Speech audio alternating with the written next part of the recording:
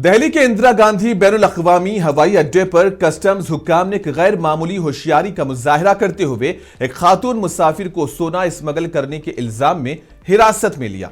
मज़कूरा खातून यंगोन Myanmar से दिल्ली पहुंची। तलाशी के दौरान हुक्काम को खातून के अंडरगारमेंट्स से 6 सोने की सलाखें बरामद हुई हैं और जब्त किए गए सोने की मालियत करोड़ों रुपये बताई जा रही है। दिल्ली एयरपोर्ट पर हुक्काम की चौकसी एक बार फिर इस बात का सबूत है कि स्मगलिंग के खिलाफ उनकी निगाह न सिर्फ तेज है बल्कि हर मुमकिन तरीके से मुल्क के कीमती वसाइल के तहफ़्फ़ुज़ के लिए भी पुरअज़्म है। एक तरफ हिंदुस्तान में सोने की कीमतें आसमान तक पहुंच चुकी हैं तो वहीं हर आए दिन सोने की स्मगलिंग में नाकाम स्मगलर्स की खबरें आने वाले दिनों में सोने की कीमतों में मजीद इजाफे का इशारा दे रही हैं। इस पर आपका क्या कहना है, कमेंट सेक्शन में जरूर बताएं।